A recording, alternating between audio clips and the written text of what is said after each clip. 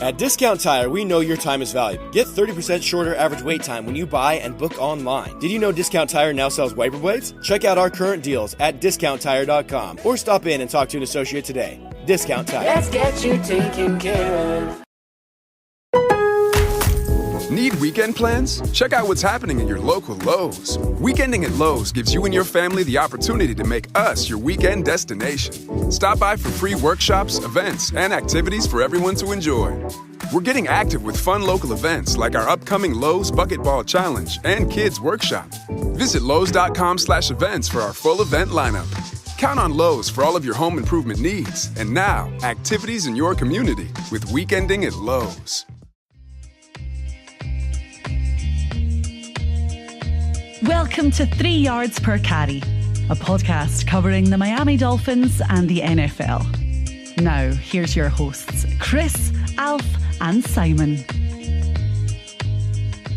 And we're on, and welcome to another edition of 3 Yards Per Carry. I'm Alfredo Artiaga. Simon Clancy is here, and Chris Kaufman is here. We have them both at the same time. So they stopped warring for one episode so we could have them together.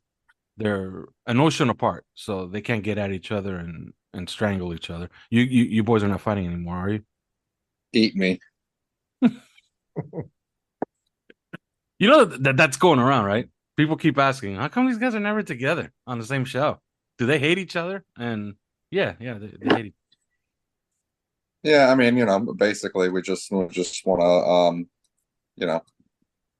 tear each other apart, so we can't be on the same podcast together, even electronically. That's definitely a thing. That's definitely not ridiculous at all. No, it's not. This show is brought to you by Prize Picks. Use promo code 5 FIVE. You deposit $100, you get $100. A simple one-time rollover, which means you bet it through once, you get it. So, in other words, it's a free $100. Take it. Promo code FIVE. And of course, betteredge.com. Go to betteredge.com/5 reasons, and you get $25 just for signing up. All right. PFF did a thing, and it's content season, so everybody's going to be doing their own things. But PFF did a thing where they made a list of 32 trades that make the most sense for each NFL team. And the one that they had for the Miami Dolphins was Jalen Ramsey for 2 day 2 picks. Simon, your thoughts? It makes a lot of sense cap-wise. Of course, the player is good. We had in our cap on our own team a dead $17 million doing nothing. So might as well give the $17 million to somebody that will do something, right? So, yeah, sounds great to me. Your thoughts on something like that? I mean, it's never, ever, ever going to happen. Okay, that means it's happening. No, it doesn't. It just means it's absolute pie in the sky John Madden nonsense. It's not going to happen. Of course, it's not going to happen. I think the Rams are trading him, aren't they? Why are the Rams going to give up a cornerback as good as Jalen Ramsey for 2 second-day picks? Because they need cap space. They're 15 million over, and they save 18 with him. But yet, when we talk about the Dolphins, we talk about cap space not being a thing. Salary cap is not an issue when we talk about the Dolphins. But all of a sudden, the Rams are trading away their second-best player. It's not going to happen. I mean, they might trade it away, but the Dolphins aren't trading for it. I mean, to some extent, the Dolphins need that room too. I mean, we're over the salary cap, and we're talking about jettisoning Byron Jones as a means of getting our own salary cap under control, because we're currently over the cap, and we have players that are coming up. We have Christian Wilkins coming up. We have Javon Holland coming up. He's on a 4-year contract. Where is the money to sign these guys? And so we have our own free agents. We have guys with extensions. There's a lot, and it's like, and we're sitting here like, can we get rid of Emmanuel Ogbah? Can we not? We don't know that. If we don't have any takers for Ogbah or Cedric Wilson, for example, in trade, then our options for getting relief from those guys are not great, because they do have guaranteed salaries. So I mean, if it's like you say, Simon, if we're gonna say, hey, they're hard up on the cap, that's why they need to do this, then what are Miami? And if we're on the other hand, if we're going to say, well, Miami, the cap is nothing. The cap is unimportant. It can be manipulated any way you want it to, blah, blah, blah. It doesn't matter. Then why does it matter for the Rams? Yeah, exactly. And the Rams are up against it cap wise, right? But they're going to take a 25 million, 200,000 pound cap hit this year, 26 million next year, and 22 million. Well, if they do a post June 1st trade, I think is the technicality of it, then I think they would get something like 17 million of there is no real out until 2024 on that contract. I mean, the dead cap, regardless of when he gets cut or traded, the dead cap is 32 million. I mean, it's not going to happen. Yeah, but if they do it post June 1st in a trade, then they get to spread the acceleration out. So just from Miami's standpoint, it'd be an incremental, like if we were just to magically do this, like wave a magic wand, right? Post June 1st trade for the Rams, whatever, post June 1st cut of Byron Jones for the Dolphins. Then we're talking about an incremental, I think it's maybe $3.5 million. So we were going to be paying, we'd get like $13.5 million of relief for Byron Jones, and then we'd have $17 million or $18 million, something like that, incoming for Jalen Ramsey. So, it is incremental, an increase of spending, which means we got to save money elsewhere. But it sort of fits. It just there's just a lot of real world complications that don't allow the sort of the fantasy to play out. Yeah. Well, one thing that's for real, Vic Fangio's in town, and he did a press conference, a very subdued press conference. Did you get anything out of it, Simon? I thought it was kind of milquetoast, if you ask me. But your thoughts? It was interesting that he said that he'd been working with a couple of new coverages and those sorts of things, but beyond that, absolutely nothing. Well, I guess it's only something if you're like following various, insiders and rumor mills and stuff like that over the time, because there's a big rumor going around that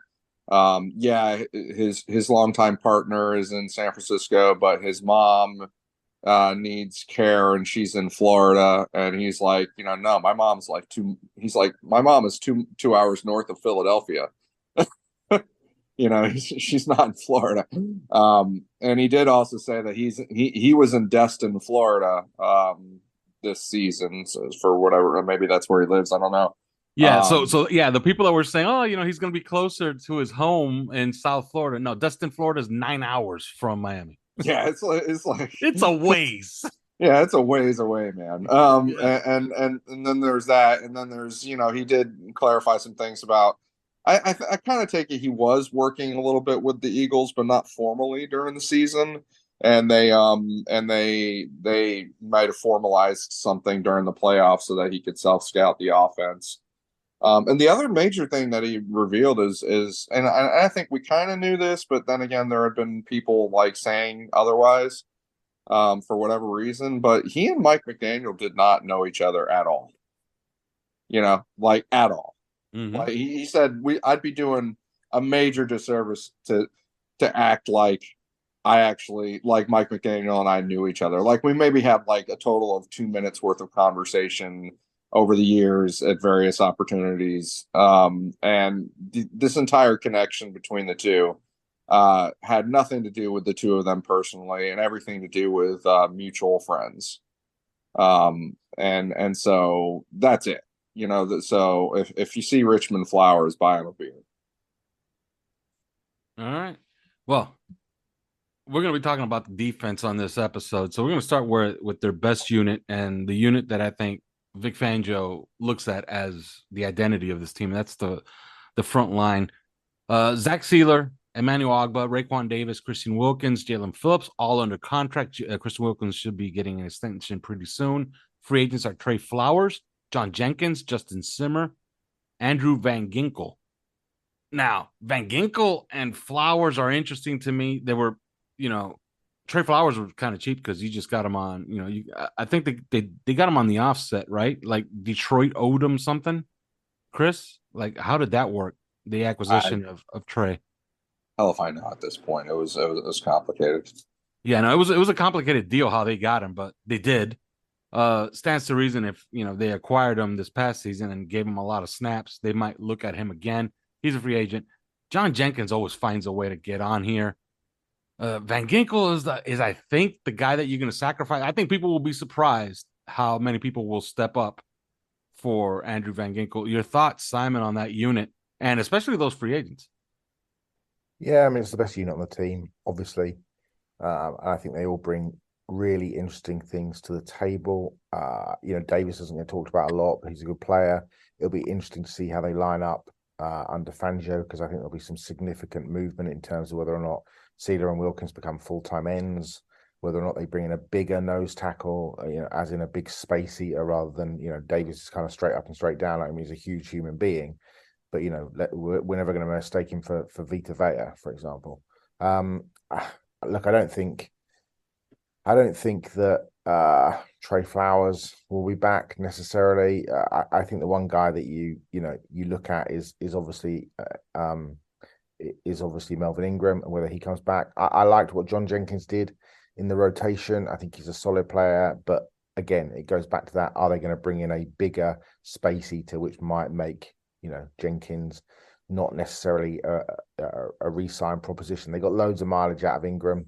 But those interior guys, certainly with Sealer, Wilkins, Davis, that's a really, really good unit. Yeah, as far as Melvin Ingram, I didn't include him because I was going to include him on with the linebackers. But yeah, do you think it's a bad sign that he kind of rejected their overtures for an extension in season? No, I don't think so. I think he's, mercenary is the wrong word, because that's clearly not what he is. But why wouldn't you hop about good teams, picking up 1-year deals, good contracts, and try and win a Super Bowl that way? I don't see any reason why he should sign an extension. Van Ginkel was an interesting one.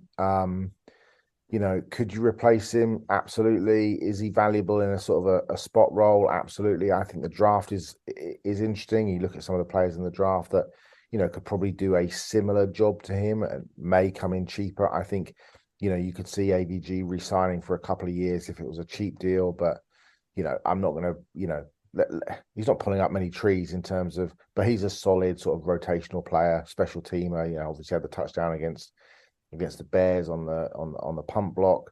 But if he comes back, it's fine, and if he doesn't come back, well, it's not, we're not losing a great player there. So, I suspect they'll try and sign him, frankly, but we'll see. Chris, your thoughts on this unit? Maybe this is an unpopular opinion. I haven't really seen anybody else, any other takers here on the idea, but I thought that when Vic Fangio was confirmed, that really increased the likelihood of re-signing Andrew Van Ginkel quite a bit.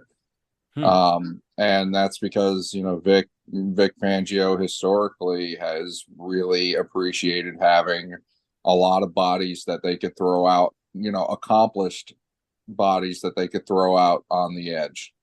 And if Melvin Ingram is just a little bit too a little bit on the old side, at 30, he's 34, and I don't know if he'll be 35 next year or whatever, but if he's reaching kind of the end of the line, there's an easy answer there, and go ahead and just get Van Ginkel back, and I don't know if he's going to have a big market or what, but I think that in this defense, the way Fangio likes to run it, he's going to want some guys that he can trust as sort of two-way players on the edge, and I also found it interesting. Did you find it as interesting as I did that Fangio made it a point to say, "Hey, if I want a guy, I'm going to go knock on Chris Greer's door"? I did, actually. I was going to mention that. Like he said, rest assured, if there's a guy I feel strongly about, I'm going to be popping in and out of Greer's office, and letting him know about it, and that to me, that to me is suggestive of maybe some guys that Fangio has some experience with that, you know, he'll take a look at and say, this guy can still play and he can help me install my defense. And that's one thing. He did also mention in an interview with Travis Wingfield that he doesn't really watch that much of the Dolphins players, of the Dolphins defense, and he doesn't intend to, which was an interesting thing for him to say. He said, of course, the exception is in the case of we have a free agent and we got to know whether to sign him back or not. And he said that's the exception. He's like, you know, that they got a tough decision. Then I'll watch a bunch of tape of the guy and give my opinion. And that means that he is going to be watching a lot of tape of a guy like Andrew Van Ginkel. But it's interesting because he says, you know, he intends to not watch a ton of tape of the players that the Dolphins have on roster because he likes to make up his own mind when he watches them in you know, OTAs and especially in training camp. And so like that's when he decides what they can and can't do and how he wants them playing and how much he values them and stuff like that. And so I thought that was particularly interesting in that interview, is that, you know, we're talking about all these guys on Miami. I bet Fangio can't wait, you know, when he sees the tape of so-and-so to, you know, figure out what to do with him. And it's like, well, if you talk to Vic himself, because according to Vic, he's like, nah, I'm not even going to watch it. You know, I'm going to watch him in training camp and then I'll decide. Yeah, and I'll say this to round this up before we go to break. One guy I would look for in this front is John Jenkins. Way overperformed his 1 year, $1 million deal, and as he said at the podium this training camp, my value is that I'm hard to push back and I push people into the backfield. If you look at his tape this year, man, those are the guys that you kind of want for $1 million. I would say that's kind of an easy re-sign since he's coming toward the end of it. And he's such a cheap player that he kind of makes sense, doesn't he? As pure rotational depth, Simon? Yeah, absolutely. I said it earlier. I like him a lot. I thought he played really well. And even if you are signing a big man, frankly, keep Jenkins. He's cheap. You keep him in the rotation. He's apparently a great character guy, great teammate. So 100% I'd re-sign him. All right. We're going to go to break here. And when we come back, we're going to talk about linebackers, which is kind of an interesting group if you look at the makeup of what they have to do this offseason, because they have work there to do. And, of course, that's secondary. But first, these words. Do you have a water leak and can't find where it's coming from? Are you dealing with water or mold damage in your home or business? Then call Water Cleanup of Florida at 954-579-0356 for immediate assistance. With over 60 years of combined experience, Michael, Robert, and their team is prepared to handle all types of leak detection issues, 24 hours a day, 365 days a year. After the leak has been located and repaired, Water Cleanup of Florida will then clean, dry, and fully restore the damaged areas. Water Cleanup of Florida is fully licensed, insured, and certified to provide the one-stop shopping that busy homeowners and business owners require. There is no need to bring in other contractors. They will handle the entire project from start to finish. Service areas include Miami, Broward, and Palm Beach counties. Call Michael anytime on his personal cell phone at 954-579-0356. That's 954-579-0356, or visit their website at wcufl.com. Water Cleanup of Florida. If you have the schmutz, they have the guts. I know it's happened to you before because it's happened to me. You settle in to watch the big game and your guests are having a good time, and you all of a sudden realize your alcohol stock might be lacking. That's why we have Drizzly.com. With Drizzly, you can shop local stores and compare prices on the biggest selections of beer, wine, and spirits. And then you could get them delivered to you in under 60 minutes. Or you can even schedule up to 2 weeks in advance. Download the Drizzly app or go to Drizzly.com. That's DRIZLY.com today. Drizzly is the #1 app for alcohol delivery and the most convenient way to buy beer, wine, and spirits, with delivery to your doorstep in under 60 minutes. If not for a watch party, maybe just a casual night at home. Maybe a movie night. Maybe you need a nice bottle of Cabernet for that dinner you're cooking. Again, Download the Drizzly app or go to drizzly.com. That's DRIZLY.com. Drizzly.com. Pros know a thing or two about how to get the toughest messes clean. That's why they've long trusted cleaning products from Ecolab for their businesses. And now, that level of clean is available for your home at the Home Depot. Introducing Ecolab Scientific Clean, a full line of pro-grade cleaning products for all your home's needs. So you can clean like you mean business. Now available exclusively at the Home Depot. How doers get more done. At Discount Tire, we know your time is valuable. Get 30% shorter average wait time when you buy and book online. Did you know Discount Tire now sells wiper blades? Check out our current deals at discounttire.com or stop in and talk to an associate today. Discount Tire. Let's get you taken care of. I'm Jalen Phillips, and you're listening to 3 Yards Per Carry. All right, and we're back. All right, Jerome Baker, Channing Tindall. That's it.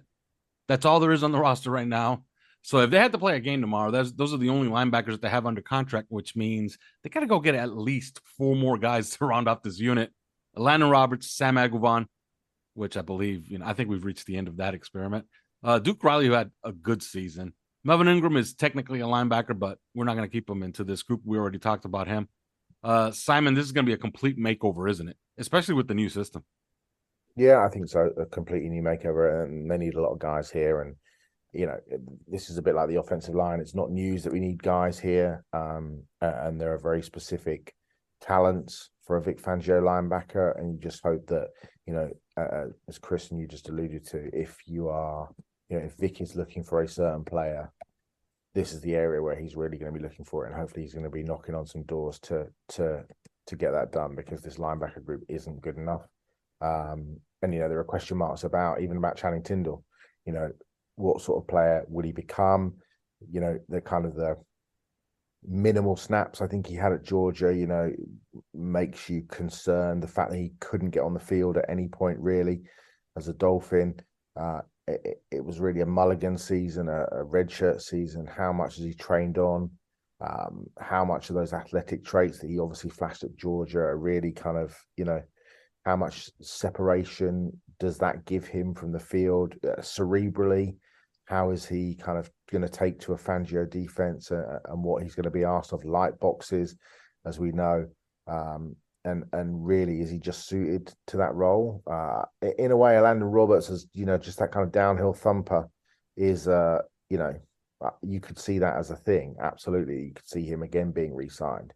But I think that he's going to want a kind of an alpha in the middle of the park who can play all 3 downs, who can, and you look at something like TJ Edwards, who he's had at Philadelphia, who's a free agent, would be the perfect kind of fit. But, you are looking for something very specific. And, the Dolphins, not only do they not have anything specific, they don't really have anything at all. Mm-hmm.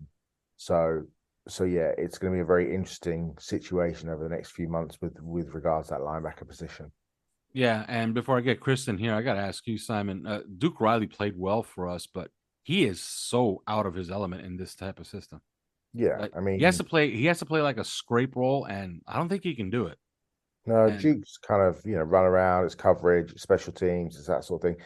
You'd hope that that it's the sort of guy who's kind of a special teams captain, kind of great in the locker room. Again, another really high character guy, but realistically, he doesn't fit what you would archetypally say was a Vic Fangio linebacker. Now, we don't know what Vic's been doing in the lab, and maybe he's got some ideas that that linebackers might do something differently. But historically, certainly from the top down, it certainly doesn't look as though Duke is necessarily a fit to what Vic wants to do. Yeah, to me, he looks like he would just stand right behind. If he were to be resigned, he would play a lot of special teams, and he would stand behind Jerome Baker till Jerome Baker got injured, which, knock on wood, till today, he's been very, very durable. So he's not a guy that misses many snaps. I think, as to whether or not Baker even, right. Well, that's another consideration. With the Dolphins, I can't say 100% automatically that he is absolutely going to be here next year, and that they wouldn't either look to move him for a late round pick or they're not in the position necessarily to get rid of players when they don't have a lot of linebackers anyway. But is this the ideal scheme for Jerome Baker? I'm not sure it is. So yeah, it will be very interesting to see what happens. Chris, they got work to do, huh? Well, Jerome Baker, I think, is an interesting. It's going to be interesting. He would have a market if the Dolphins dangled him out there, and I think that's. Here's the reality: Jerome Baker's going to be here next year. That's my opinion. I get we can't say that with 100% certainty, and we can hardly say anything with 100% certainty, frankly. But I think that Jerome Baker is probably going to be here next year. I think he might have a market. I just don't think it's going to be enough to entice Chris Greer to trade him.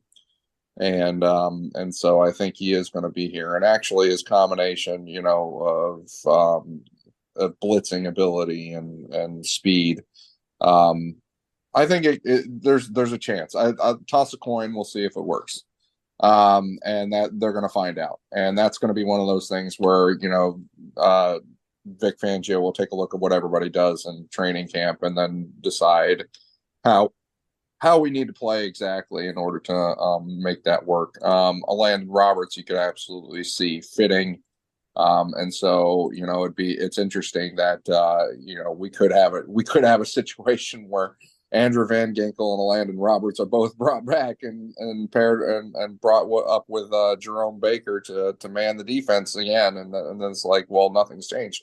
But at the same time, this is where you kind of wonder if when Vic Fangio says, you can believe that if I have a player that I feel strongly about, I'm going to be in Chris Greer's office. I'm going to be talking to him about it. And you're looking at somebody like a Leighton Vander Esch that's a free agent, or or somebody like that. I don't know. I liked him a lot coming out of college. Cody Barton, well, maybe we'll see, but certainly TJ Edwards, guys like that. I don't know. We'll find out. But I think that there's a nice coin flip whether Baker's going to fit well or not. But I don't think he's going to end up being somewhere else. Sam Eguavoen, I mean, we talk about him and we talk down about him, but let's face it, he's only here for special teams. So the question about whether he remains here or not is probably going to come down to what it always has come down to, which is special teams. And yeah, they do have some work to do in this position, but it's hard to know exactly how much needs to change unless we're actually sitting down with Vic Fangio and asking him about it. But I think that right now you could even envision just the guys that were already here playing, which would be an interesting. It's interesting because if you're Chris Greer and you're you think I've put together a good roster. Maybe the last coach wasn't the right coach. Maybe the last system wasn't the right system. Now we bring in Vic Fangio. Well, I'm going to keep the roster together because here's what we needed. We needed new coaching, and that's it. And there's going to be temptation to that for Chris Greer is to prove that. So that's what I'd watch out for. I think there's some interesting things as well. You look at free agents. I know we'll do free agent shows, right? But you look at, the success that the Rams had, for example, with Bobby Wagner. You have a Levante David out there who's 33. It immediately throws up an interesting kind of leader for a Vic Fangio defense at that second level. You look at guys like Azeez Al-Shaair, the 49ers linebacker, pretty much a perfect fit in that situation. If people would talk about Tremaine Edmonds, for me, that's not a player I'd necessarily be looking at. I think Kaiser White, Philadelphia played in that scheme. Fangio will know about him for the consultancy work that he's obviously done with the Eagles over the last season. We talked about TJ Edwards. Chris, you obviously mentioned a guy like Cody Barton, ideal kind of fit. There are players certainly in free agency that you can see them bringing in that aren't going to cost a significant amount of money. And then you have the draft, and you're looking at guys like Trenton Simpson falling. You're looking at the kid from Arkansas who was, Drew Sanders, who was going to Alabama, ended up at Arkansas. You're looking at Penei Sewell's brother Noel. You're looking at those kind of guys as being those sort of high end Ivan Pace, the kid at Cincinnati, had a great Senior Bowl. Those are the guys that are looking to sort of come off the board earlier. So there are moves that the Dolphins can make both in free agency, maybe with a trade, certainly with 3 second-day picks. You kind of feel like they might add a linebacker there. There are some pieces in play that we already have. What's the situation with Tyndall? But you can look at some cheap free agents like a Cody Barton, like a Kazir White, and all of a sudden that unit, whilst it isn't sexy, people are like, oh, where's Levante David? Where's Tremaine Edmonds? But actually, you're looking for players that fit the scheme, not for players who can, are big names, but perhaps don't work within the constraints of that scheme. So a lot of work to be done, but I don't think it's beyond the realms that you can get fixed fairly quickly and fairly cheaply, actually. Yeah, I was reading a beat guy from they follows the Buffalo Bills, and he was talking about that the Bills want to keep Tremaine Edmonds and want to offer him a contract that has an average of $16 million a year. As soon as I read that, I was like, okay, like you really got to want that player, especially where he plays. He's not an edge player. He's not a corner for $16 million a year. Man, I don't know if he's worth it. And I don't see how that, and I know a lot of Dolphin fans are all over that, like weaken the Bills and put him in the middle of our defense. I just don't see it. Spot Track's average annual salary in terms of its calculated market value for Kazir White is literally half of that. Tremaine Edmonds is not 2 times the player that Kazir White is, who is a player who's also actually a scheme fit who Vic Fangio knows. Do you know what I mean? That's absolutely. So I think you have to look at it that way. All right, moving on to the secondary. Everybody's back except 4, and I think you want to keep at least one of them. Clayton Fagellum, forget it. Okay, that's he's a special teams guy. We'll see. That's a guy that you see at the end of free agency to round out the roster, if anything. Justin Bethel is also a free agent. Same case. Eric Rowe is kind of interesting in the sense that he can kind of play some of the roles that Vic Fangio wants a safety to play in this defense, but he's getting older. Maybe he's run his course here. The one free agent that I think they want back, in fact, I've reported they told him they want him back. And Barry Jackson has come out and said that he was told that they want him back is Nick Needham. And he makes all kinds of sense on this team. He's already on the comeback trail. He is rehabbing. Other than him, everybody else is under contract. Kean Crossan, Kader Kohu, Byron Jones, Verone McKinley, Javon Holland, Brandon Jones, Xavier Howard, Noah Benagni. That's for last. Simon, I said earlier on OnlyFans, I see one veteran, one draft pick in this group because that's the truth. They have a lot of guys under contract. And I didn't mention Elijah Campbell, who I think it's a team option, so he'll be back because it's so cheap. And, you're talking about the 12th defensive back. Really, you want to replace the 12th defensive back. If your 12th defensive back is Elijah Campbell, I think you're pretty happy with that. And, of course, the guy returning on IR, Phil Williams, I believe gets a shot. Back to what I said on OnlyFans, I said, I see one draft pick, one veteran added to this unit. What do you see, Simon? I see concern, actually. We're talking about this unit, but you're looking at Trill Williams coming off a significant injury. You're looking at Byron Jones coming off a significant injury. You're looking at Brandon Jones coming off a significant injury.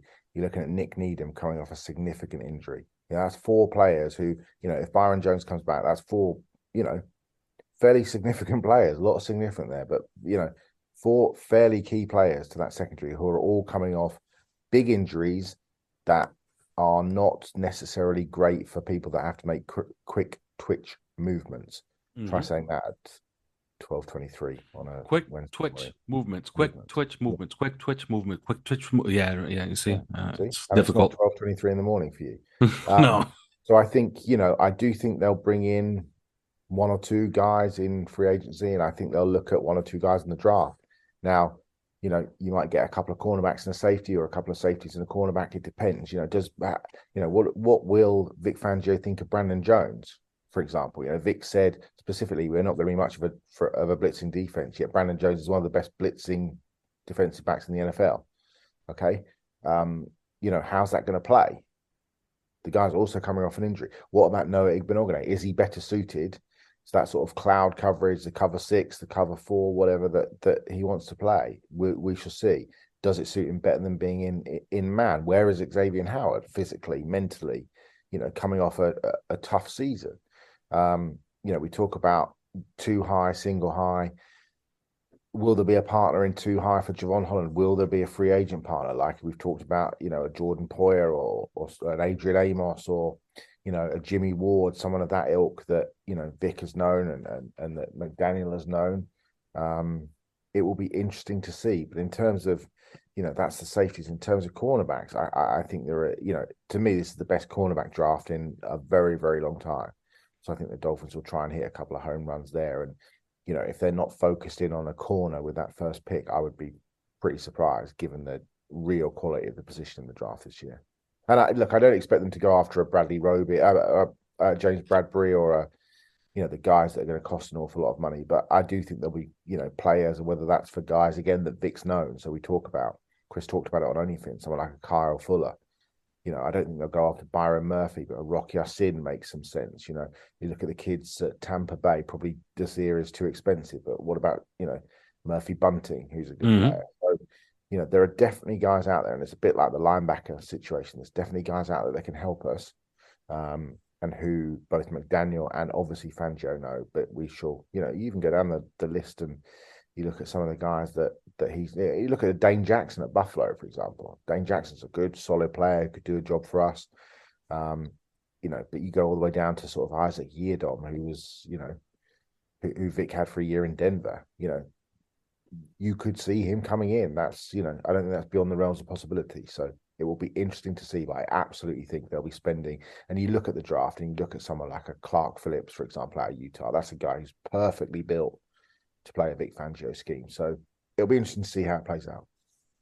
Chris, Simon painted a dire picture. And not dire. I'm just but saying, I kind of agree with you. Like these guys are coming off serious injuries. Significant either ACL or Achilles tears. These are, I just don't think we can. The good news is that they are young. They are young. Yeah, of course. So I just don't think we can just jump into week one of the season and think everything's okay because we're back in the new season when we've got guys coming off really serious injuries. I do believe that the Byron Jones injury that's a dire situation. I tend to trust young guys like Nick Needham and Brandon Jones to come back, but Byron Jones, not so sure. Your thoughts, Chris, this unit? I think Byron Jones. So first off, I think that this is the one unit on defense where I see some sort of, as I mentioned before, there could be sort of a thought process from Chris Greer, basically saying, hey, the personnel was good. It was the coaching. And now we have the coaching. Now we have the different coaching. And so we're going to try out this personnel, and let's get after it. But the one unit where I see headline action is actually in the safeties unit of the secondary. And that's I think that they're going to. It could be a headline. It could be as simple of a move and headline as, hey, Byron Jones is healthy. He's passed a bunch of physical tests and we're moving him to safety. It could be something like that. I tend to doubt it. In fact, Xavier Howard had a very cryptic tweet or whatever, Instagram post or whatever the other day that said something about, give me some teammates or give me a team, full of people that will play whatever position is asked of them as long as we win. And there's always been a little bit of tension, I think, between Xavier Howard and Byron Jones. And it's been weird from day one, man. Yeah, I've seen when I said this the other day, and I know this could mean next to nothing, but I happen to think that it means a lot. I've seen those guys in every single practice since Byron Jones got here, and I'm talking about OTAs and training camp. I don't remember those guys ever even dapping up or even talking with each other, for that matter. In fact, it's always been this passive aggressive stuff when they do interviews. I also happen to remember heading into this year when we thought that Byron Jones was going to be playing football. And I had heard it from multiple people. Sort of a get ready. You might see Byron used in some creative ways, like particularly safety, which he's played before. I don't know I don't know if this stage coming back from the injury, with as picky as he was about, when he comes back, how he comes back, what his health is when he does, what his capability, what percentage he's at when he does come back.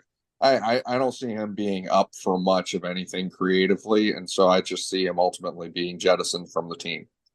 But I think that they have a headline move to make somewhere at safety, and they're going to do it, and that's the one that will be. I'd actually not be surprised if there's not as much to be done at corner as you'd think, because we have to recognize how good of a season Kader Coho had as a undrafted rookie from a college nobody had heard of before. And I think that he fits what Vic Fangio, he might fit surprisingly well into what Vic Fangio wants to do defensively. Xavier Howard, I think he could get a little bit of a quickening from what Vic Fangio likes to do. And now they're bringing back, there's a reason that they're already talking about bringing back Nick Needham. And so we'll see. Nick Needham is the question mark, of course, because of the severity of the injury that he's coming back from. But I don't get the last defense was built around having two top guys that could lock people down in man coverage, like Xavier Howard and Byron Jones. That's not this defense. And so, we were talking about Jalen Ramsey earlier. I don't know. I don't know if they're. I don't know if the conversations are gonna say, this is necessary. So I think that's one of the ultimate reasons why that won't happen. And I think that they could roll with Xavier Howard and Kader Coho, and then kind of cobble together the rest. Maybe with some guys that Vic has experience with, maybe with some guys that are, just kind of promising to work with in the future. It's going to be interesting to see what they do at corner. And the other thing is Noah Igbenogany is probably going to stick around just because, if anything, the change in defensive style will have given him just a little bit longer of a runway, because now it's going to be like, well, let's see how he plays in this style, whereas you want a spoiler alert? Not well. Let's face look. I'll say this because I don't want to be an asshole about it either, But I think Noah Igbenogany would have been best in the old system where you just tell him, look, you're a great athlete, guard this guy man to man. And his numbers were, not spectacular, but they weren't bad. They were okay in man-to-man coverage this past season. But in this type of coverage, in this type of defense, you got to do a lot. There's a lot of moving parts in the secondary in this, especially when you play Cloud 6, depending on the hash. Yeah, it's not going to be. It's not being a good one for him. Okay, no, they're on the left hash, and he plays with the wrong leverage on the opposite side of the field and gives up a 60-yard touchdown. It'll be the last you see of him. Okay. Yeah. Because this system is very susceptible. If somebody does the opposite of what you're supposed to do, you could give up a big play. Well, I suspect actually that you could see even him bring in a guy like Bryce Callahan, and who is, by the way, like, he's not young. He's 32 years old. Bringing a guy like Bryce Callahan, who had a career year this past year, which is awesome. He's done well in Fangio's defense in the past, and I think that you could see them bring him in sort of on the cheap and cobble something together to go with the Xavier Howard and Kader Coho, and I think that's and Nick Needham, and I think that could be the approach there. But I do think that there's going to be a position as safety where a headline. You're gonna see a headline type of move. That's what it feels like to me. Somebody like a Jordan Poyer. And I think that's the other one. We mentioned before a linebacker, and I just can't help but wonder if AJ Johnson from that played for Fangio in Denver and was really a good linebacker for them. But he tore his pec in week 6 of 2021, and never really, and he hadn't really come back from it yet. He signed with the Seahawks practice squad this year, and didn't really do much. Didn't really get much playing time. I wonder if they'll kick the tires there because of his experience in the system, and be able to help us transition in the linebackers unit. But no doubt, like I think the headline is going to be made at the safety position, and maybe nowhere else in the defense, because as I said before, Greer is going to be looking to show that, hey, we just need a new coaching. We have a good roster. So we'll see on that secondary, but don't be surprised about cobbling it together with some kind of relative, either no names or kind of mid to low level free agents. All right, and the final thing, the punter, Simon has stepped out because it's kind of late over there, and he doesn't like you very much, Chris. So no, he hates me. I think it's a borderline miracle that you can get us on together in the first place, given how much we clearly hate each other after knowing each other for 25 years. But he told me and unequivocally, yes, bring back Thomas Morstead. I really like the guy. He's in great condition. Had a great season. Had some clutch punts, man. He's a good player. Like, you bring that guy back. Like, what's the use? Why make your guys work overtime? So bring him back on a 1-year deal. I think it's a no-brainer. Simon did say that maybe they get a look at a kid from Rutgers called Adam Korsak. I don't know if that guy exists. So he might have been making this up to make me look bad. And if he did, that's pretty smart, because I don't know who the hell that is. Yeah, he might have made that name up. Okay. But you agree, right? Like, this is a no-brainer. Slide over the contract, that 1-year deal. Hey, come back, Thomas. Yeah, I think that simplifying the decision making wherever you can is probably a good thing. Yes. So yeah, I think that would probably be the easiest thing to do. We don't know about Jason Sanders.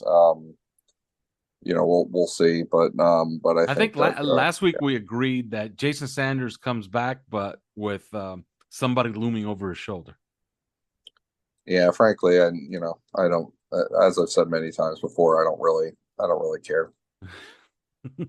Well, you should. Have you seen his salary? Jason Sanders' salary? Yeah, I'm sure it's not great as far from our standpoint. As far as he's, what is he making, like $3 million or something like that? Jason Sanders is making. Let me see. What's crazy about Jason Sanders is that he signed. He's one of the few players that is signed for 4 more years. Yes. That doesn't mean he's going to be here because the bonus, the signing bonus wasn't much. Yeah, the cap hit is $3.7 million. $3.7 million. But it's like, or how I like to refer to it, Melvin Ingram's money. Yeah, well, the contract is just surprisingly long, considering how little is guaranteed. You know what I mean? Like the bonus wasn't that much. The prorated bonus is only $400,000 each year. There's not. I don't think there's any more guaranteed salaries on any of the future years, and yet he's got 4 years remaining on it. Yes. So it's like one of those hockey deals. Like I said, like simplifying the decision-making process. Like, we just don't want to have to worry about this. Yeah. That's it. Yeah, like those hockey deals. Like, every once in a while you see one of those hockey deals, like, this guy got $140 million, and you start thinking about, that guy got $140 million over 10 years. Yeah, right. And you're like, wow, these guys are really trying to save an extra buck in the year 2031. You know what I mean? Yeah, it's great. It's crazy. I mean, imagine what that 2026 with the salary cap is going to look like, and Jason Sanders will have a $3.75 million salary, I guess a little over $4 million because he got a roster bonus, nominal roster bonus that year. But like, imagine what that'll be relative to the salary cap. At that point, who knows what the veterans minimum will even look like? So I mean, I think they just don't want to. I think they just want to simplify the decision-making process on this. And Morstead is a simple decision, and maybe they just keep banging their head into the wall with Sanders and hoping that he figures it out, which he might. Yeah, so. on the way out here, do you remember Bobby Bonilla? Do you remember his situation on his contract?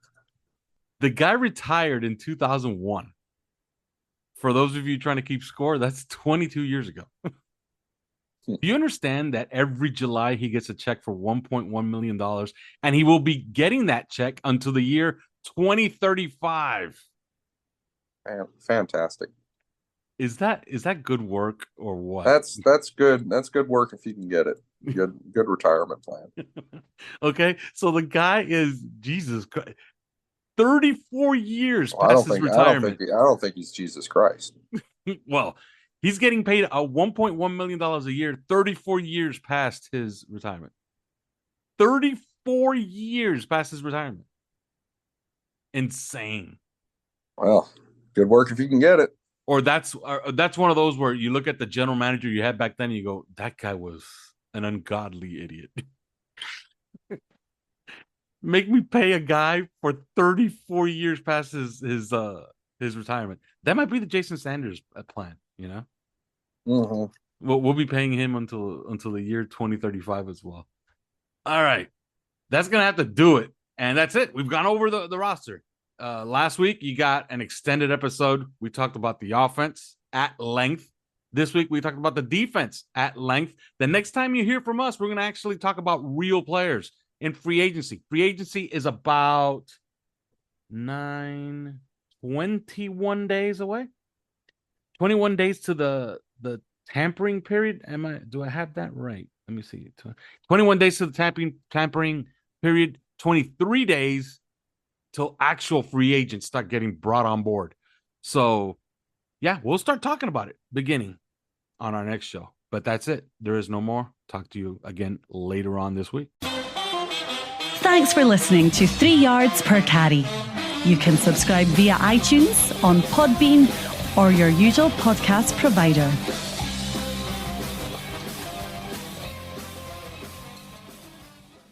At Discount Tire, we know your time is valuable. Get 30% shorter average wait time when you buy and book online. Did you know Discount Tire now sells wiper blades? Check out our current deals at discounttire.com or stop in and talk to an associate today. Discount Tire. Let's get you taken care of. Need weekend plans? Check out what's happening at your local Lowe's. Weekending at Lowe's gives you and your family the opportunity to make us your weekend destination. Stop by for free workshops, events, and activities for everyone to enjoy. We're getting active with fun local events like our upcoming Lowe's Bucket Ball Challenge and Kids Workshop.